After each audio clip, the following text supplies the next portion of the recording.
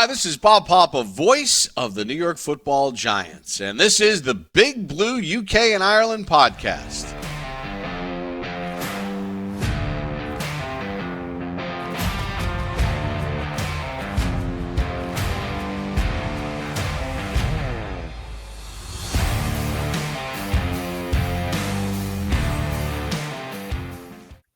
Welcome back, Giants fans, to this new series, and please welcome my guest for this episode, one half of the amazing He's a Giant podcast, along with Sal, who, remember, is not a creator. It is our friend Monte. How you doing, buddy? I'm doing good, man. Happy to be back. Happy to talk to you guys. Ready for football to be almost back. Almost, yeah. We're like, what, just over 3-4 weeks away now, so it's coming round quick. And college football is back in 10 days too, so we're getting there. Yeah. We've got I've seen a lot of information about Pat McAfee doing an Irish show for the kickoff weekend for week 0 with my FSU are there. Unfortunately, I'm not going to get over to watch it, but yeah, I think it's FSU Georgia Tech, so it should be good. Gotcha. Yeah, that'll be cool. Right, so we're kind of doing this. It's a new series. We're doing it with fans, content creators, pretty much across the spectrum as much as we can get. We have 5 questions and then a few quick fire ones. So we'll kind of go through it and see how the answers correlate with the ones we've done before. So first of all, for our UK and obviously worldwide fans, have you been a Giants fan since birth? Not since birth. Young, okay. Very, very young. Probably around like, I don't know, 4 or 5, something around there. It's a weird story. My dad's actually a Cowboys fan. So like there's pictures of me as like a little kid, like wearing like cowboy shirts and stuff because my parents dressed me and all that. But I don't know why. My grandpa's a Giants fan, so maybe that's part of it. But I think I still remember this specifically, the day that I chose it. It was very random. It was like he was watching a Giants Cowboys game on TV. He asked me like, who do I want to win? Assuming I'm going to say the Cowboys because he's had me in Cowboys stuff, been a Cowboys fan.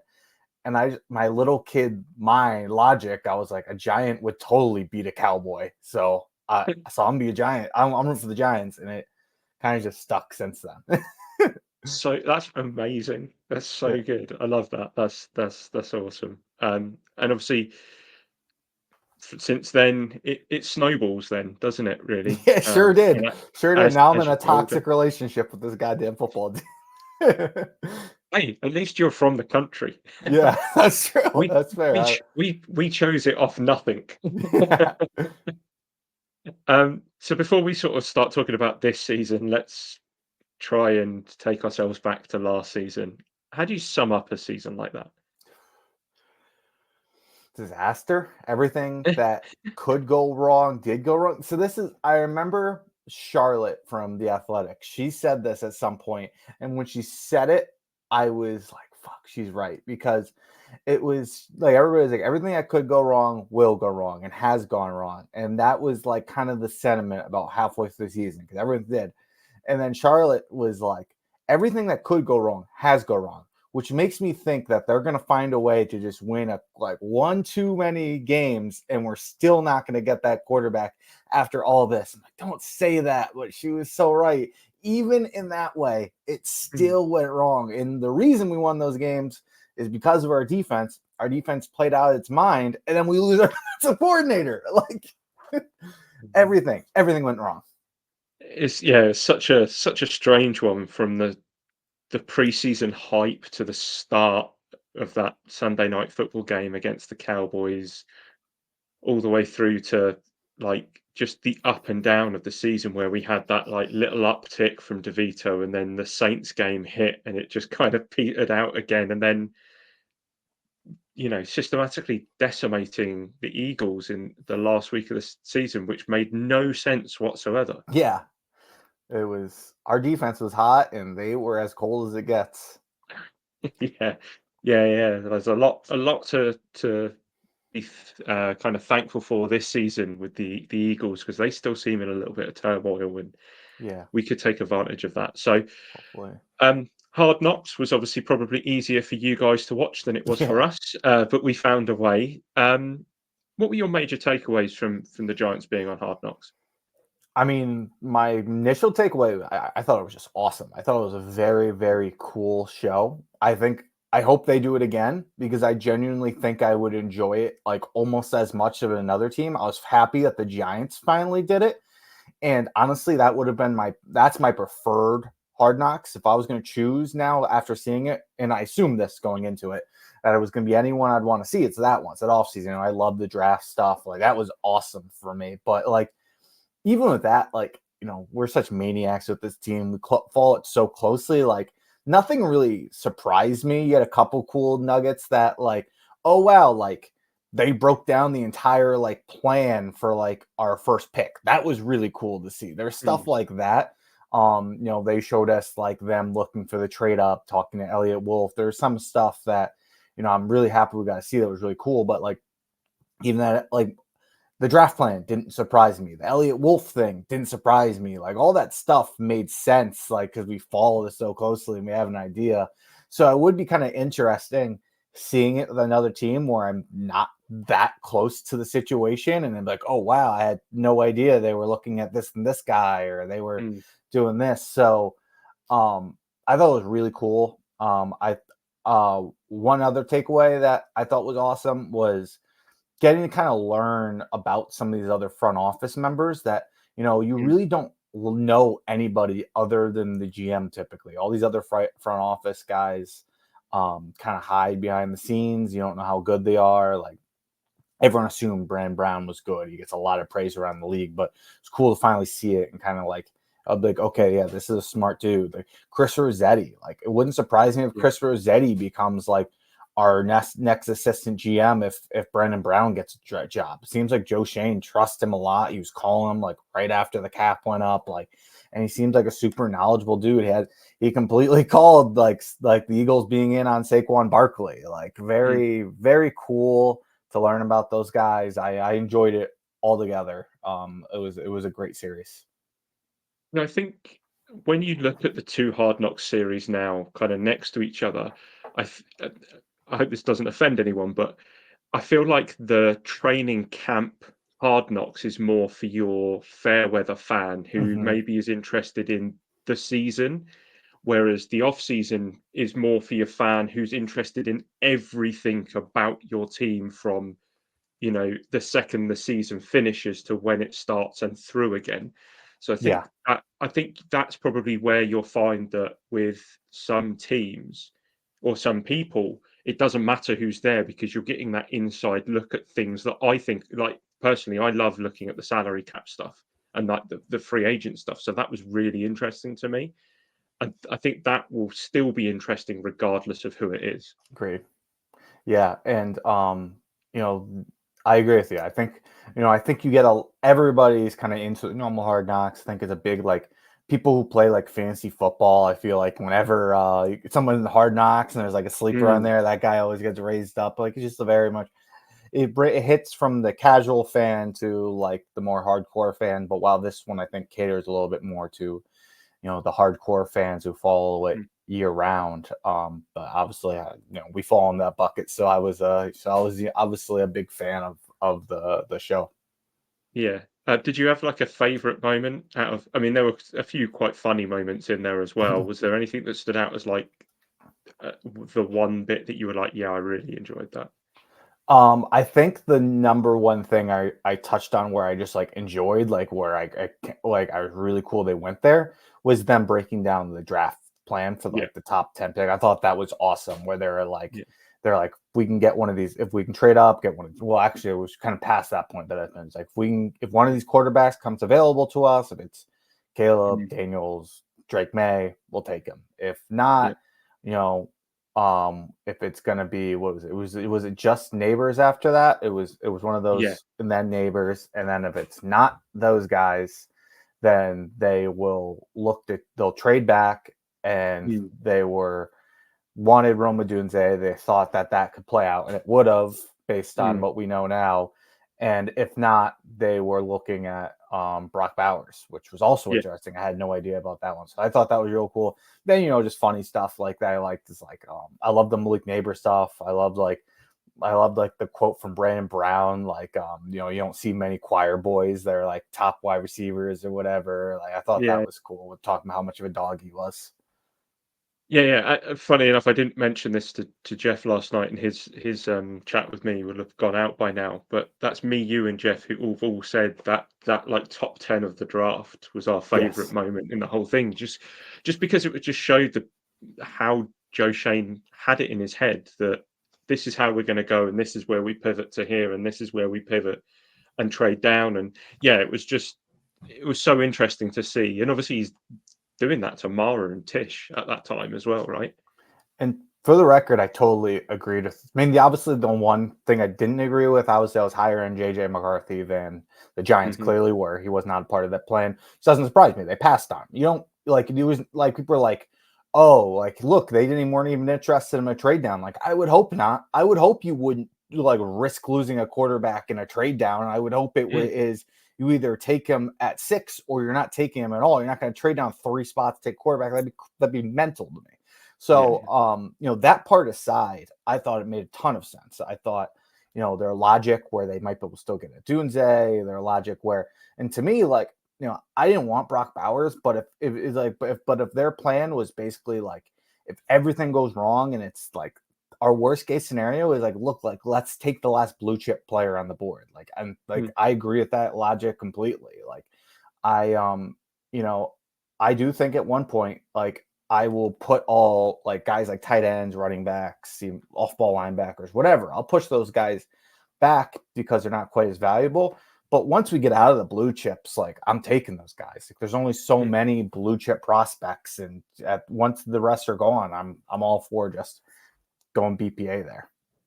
So if we sort of continue with the chat on the draft and free agency, it's kind of an obvious answer, and so far it has been the same answer from everyone. Who is going to make the biggest impact for the Giants this year? Yeah, I mean, well, let's see. I mean, the answer is Malik Neighbors. Clearly, I'm sure that's Neighbors everyone's given. I'll try to give an answer other than Malik Neighbors. So other than Malik Neighbors, again, probably a really obvious one, but I'm gonna go. I'll pivot to Tyler Nubin here because I was a big fan of Tyler Nubin in the draft. He was probably BPA for me at the point when we took him, and I think what you're going to see is how important the safety is to Shane Bowen's system. And with losing Xavier McKinney, I think he's going to have to really step up and, you know, be a year one impact player. And what I love about him, and I like, you know, something I saw with when we did our He's a Giant like study, but you guys all started to see, you know, in preseason, this guy's physical. This guy is, you know, he might be 6 foot, 200 pounds, but you know, you saw him, he put that lineman on his ass and he plays, he's a dog, man. And that's what we got in this draft. Yeah. I tweeted this last week. Like that's when they went out and drafted. They got Neighbors, dog. They got Nubin, dog. They got Phillips, dog. Even Theo Johnson's starting to look like more of a dog than I thought he was. But you know, he's a dog. He plays with a dog mentality. He's physical and he is a total ball hawk, which we definitely need after losing Xavier McKinney, because Xavier McKinney, you know, he's a big reason we led the NFL in turnovers last season. So yeah, I think he will definitely have a big impact just based off the player he is and you know, how our defensive scheme. Yeah, absolutely. Completely agree. I think Nubin has been mentioned before. Probably, I don't think it's on this one, but it was on a later question as part of the quick fire bit. So you're not alone in thinking that, and he's definitely a player we're really high on as well. So really looking forward to seeing him. I think both him and Drew Phillips have really shown up in camp, like just their physicality and how much they're willing to put it on the line. And you know, let's not forget Nubin came in with a calf injury and didn't actually play for weeks, and yet we're still talking about him already, which is crazy. Immediately made an impact. Yeah. So without giving a prediction, because that will come a bit later, expectations and hopes for this coming season.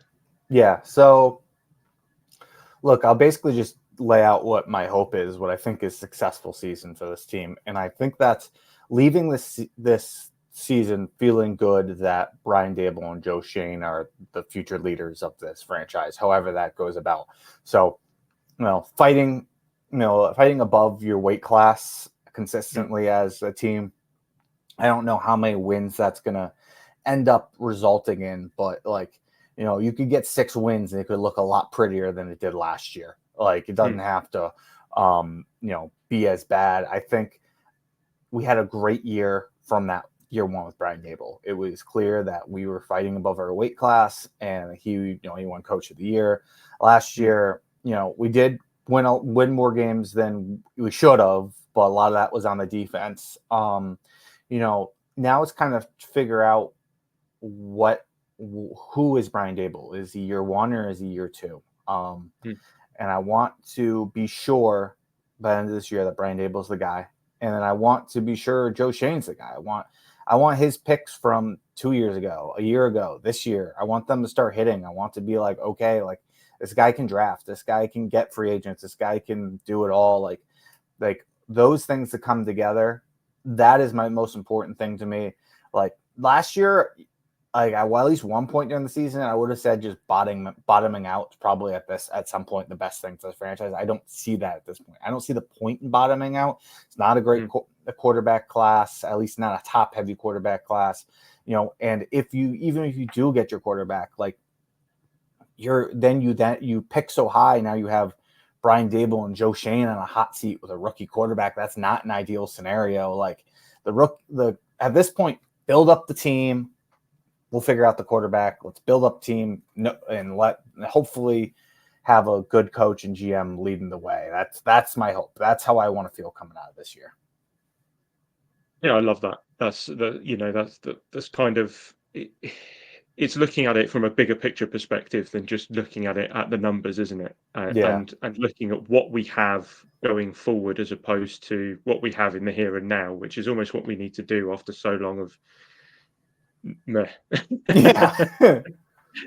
Right, let's finish it off with the prediction side of things. So these are predictions for the end of the season. We'll obviously collate everyone's guesses and we'll figure out at the end of the season how close everyone got. So most valuable Giant on offense. Most valuable Giant on offense. I gotta go Malik Neighbors. I'd love to give you a sleeper pick here, but I think it's gonna be Malik Neighbors. I think he's gonna be an impact player year one. He's a guy I loved in the draft. Even though I wanted a quarterback, I thought he was an elite wide receiver. I think he's going to be one of those special rookie wide receivers. I think people are getting a little ahead of themselves with some of these predictions, like 1,300 yards. Like, let's remember he doesn't have a Hall of Fame quarterback like Odell Beckham has, or Jamar Chase is trending towards with Joe Burrow. But I do think he'll be over 1,000 yards, and I do think he will be a huge impact on this team. So I'll say him. Obviously having Andrew Thomas back is also a huge thing. You say him as well because you see how different this offense is, and we don't have Andrew Thomas. Yeah, absolutely. And what about on the opposite side of the ball, on the defense? On the defensive side of the football, I mean, it's Dexter Lawrence. It really is. It's hard for me to say anybody else. He is the most important player on this team, period, in my opinion. And I think he's most important to how they're building this team. I don't think it's coincidence they went out and got Brian Burns, and they're talking about potentially adding Christian Wilkins to the camp. They're looking to build around Dexter Lawrence. They're trying to make a strength the strength. And, Dexter Lawrence will command double teams, and he'll still be one of the best defensive linemen in the league. He'll command triple teams, and he'll still be productive. And when you do that, you open it up for Kayvon Thibodeau. You open it up for Brian Burns, who Brian Burns will also open up for Kayvon Thibodeau. All those players will be better because of Dexter Lawrence. I'd love to get one more interior defensive line piece in there and really dominate there. I think we can get by with what we have, but I think Dexter Lawrence truly is on the trajectory of being the greatest nose guard in the history of the NFL. What he's doing at that position is just unheard of and rare, and it's a big reason why I want, outside of just being a fan and wanting to see good football, I want to get this team good ASAP because you don't want to waste that guy's prime. That's a special football player.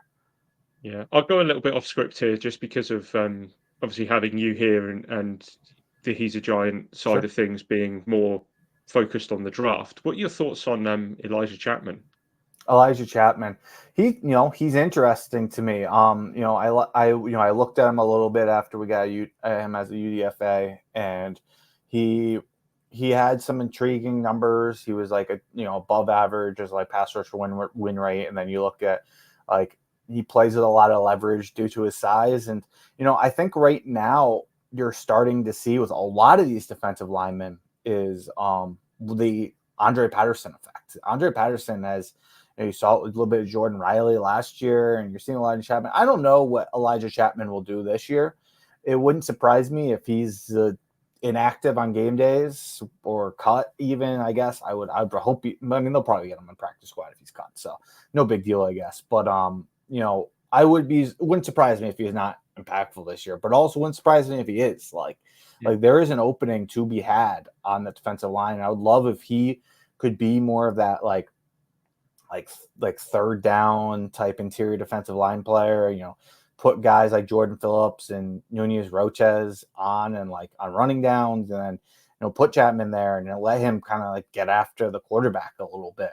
He's a little bit smaller of a guy. I think that's going to struggle in the run game a bit, but he plays with a ton of leverage. He's been playing with some athleticism. He seems to have solid hands. So, I think he could be a player for this team moving forward. I think it's a guy that they're going to keep an eye on, and I think he's more of a situational, rotational guy. But that's still a valuable piece to have.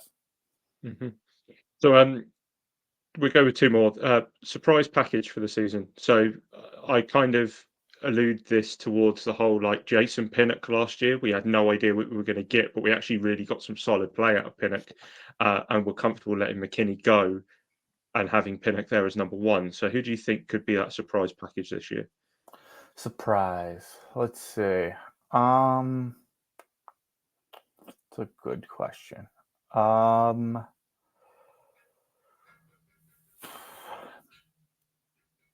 My mind goes to the running back position. That's where I go. And hopefully Tyrone Tracy is a guy that Giants fans are really high on, and is I could see him being that fifth round guy, but he's just started. Thank God he's healthy. Didn't rupture the Achilles or whatever we were afraid of happening. Didn't shatter his ankle.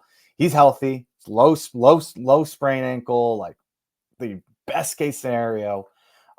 Looked really good in that first preseason game. He had 4 missed tackles forced on 5 carries. That's right back to college. That's exactly what he did in college. He constantly forced missed tackles. He was an explosive playmaker, and you could see him keeping his balance really well and moving forward.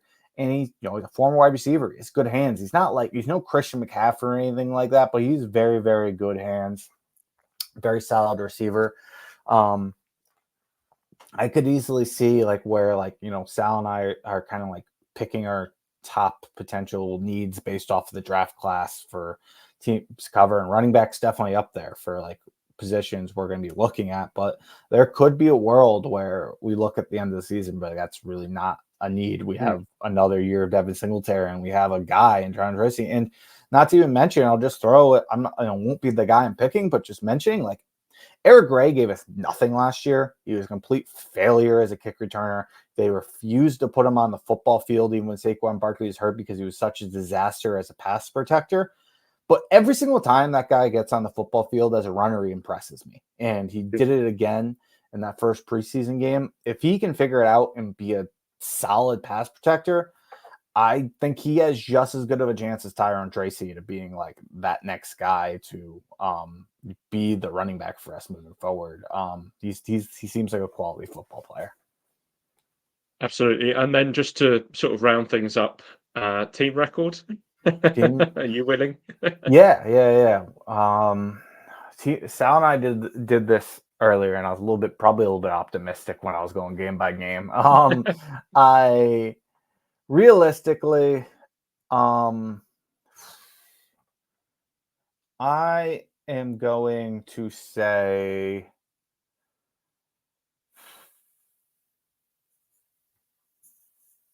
I'm just gonna say a solid 6. I'm gonna say 6 wins. I know a lot of people are saying well, if we got 6 wins last year, that's the floor for us, and I don't see it that way. I think if you dig down a little bit deeper into that, we led the entire NFL in turnover differential. And I believe the stat is we were the first team to miss the playoffs after leading the NFL in turnover differential. That's not necessarily a super sticky stat, or you lead the team in the league in turnover differential every single year. You lost Wink Martindale. That's another part of it. He was a big reason for us having all that. We lost Xavier McKinney. He was a big reason we had for having all those turnovers.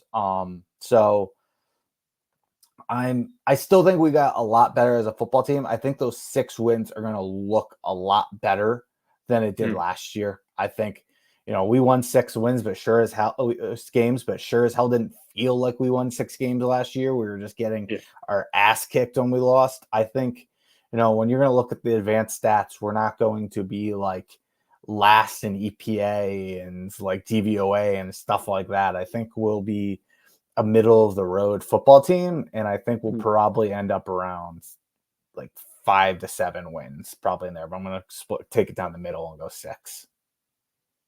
Cool. So that's everything. All the questions done, including a couple of extra ones, just because that's how we roll normally, me and you. So cheers for joining. Before you go, just let the guys know where they can find you, find He's a Giant, and all those lovely things. Sure, yeah, appreciate it. So, I'm Monte. You can find me on Twitter at Monte Cristo, MonteCri5TO. You can follow Sal, who I do my podcast with. He's a Giant. His is Queens_guy. Our podcast is He's a Giant Pod on Twitter. Just He's a Giant on YouTube. You can find us on Spotify, Apple, all that. We basically just do NFL draft, college football type coverage, but it's Giants specific. So we'll try to talk about how certain players would fit in our scheme and things along those lines, and fit to our needs coming up, and where we think we might be picking in the draft, and try to put a Giants spin on it as we're evaluating it. But a lot of it just straightforward NFL draft evaluation. So you have friends of other teams, they still might like it. We're gonna go ahead and we start week 0 like we did last year. So we haven't figured out the position we're doing. Probably interior defensive line, I think we're leaning. But we are going to do our top 5 of every single position week by week to start the season. That's how we did it last year. And then we'll continue our draft stuff after that. But that's kind of how we kick it off. So, please check us out. And I appreciate you guys having me on. No, absolutely. We love having you on, mate. Obviously, we've made it a bit of a habit in this off season for good reason. So, but no, just to echo what Monty was saying, make sure you do check out He's a Giant. These guys have been massive fans of ours. We're massive fans of theirs. We elevate each other, and the stuff that they do is amazing. So if you haven't, make sure you check that out. We hope you've enjoyed this episode. As always, make sure to like, subscribe, share it, tell your friends. Our social links are in the description down below. I'll put Monte, Sal, and He's a Giant down there as well in case you want to check them out. But until next time, let's go Giants. Go Giants.